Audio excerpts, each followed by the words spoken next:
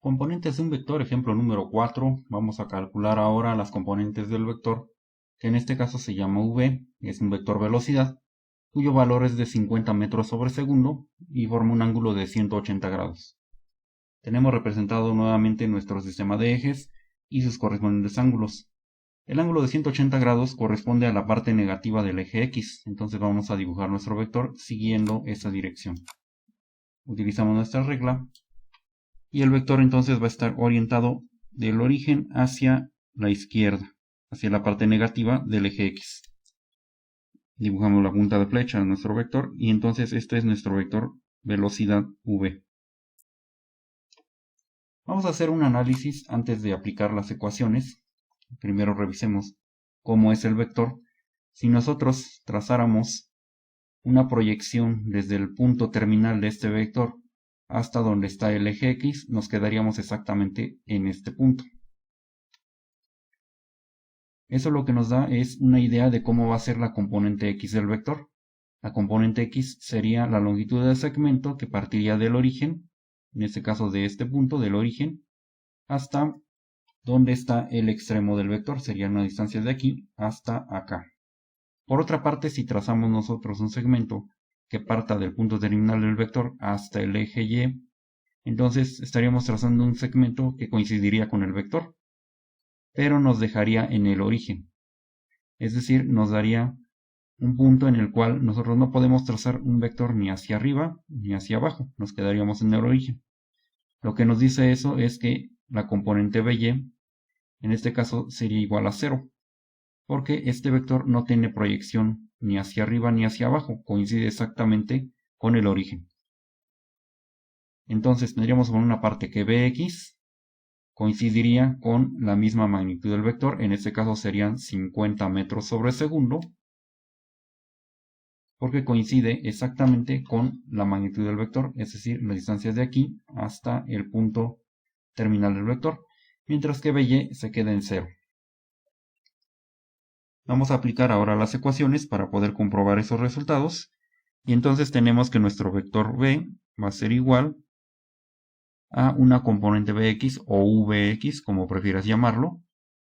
Bx que va a ser la magnitud del vector v por el coseno de su respectivo ángulo. De manera similar, by va a ser igual el producto de la magnitud de v por el seno del ángulo. Esto es la magnitud del vector v o del vector v. Y esto es la magnitud del ángulo o el valor del ángulo. Sustituimos y entonces tendríamos lo siguiente. Bx va a ser igual a 50 metros sobre segundo por el coseno de 180 grados. Mientras que by es igual al producto de 50 metros sobre segundo por el seno de 180 grados. Vamos a hacer los cálculos con ayuda de nuestra calculadora. Recuerda siempre revisar que esté configurada en grados. En este caso ya lo está. Vamos a calcular el producto de 50 por el coseno de 180. Como podemos observar, eso nos da un valor negativo que corresponde a menos 50. Bx es igual a menos 50 en metros sobre segundo. Ahora vamos a calcular el valor de by. Borramos lo que ya teníamos y entonces calculamos 50 por el seno de 180 grados. Damos igual y como podemos ver nos queda un valor de 0. By es igual a 0 metros sobre segundo. Estas son las componentes del vector velocidad que nosotros tenemos representado en el sistema de ejes. Como puedes observar, coincide con lo que esperábamos, salvo únicamente un signo menos que nos faltó colocar aquí. Colocamos el menos en bx y vemos que efectivamente coinciden los valores. By nos quedó igual a 0.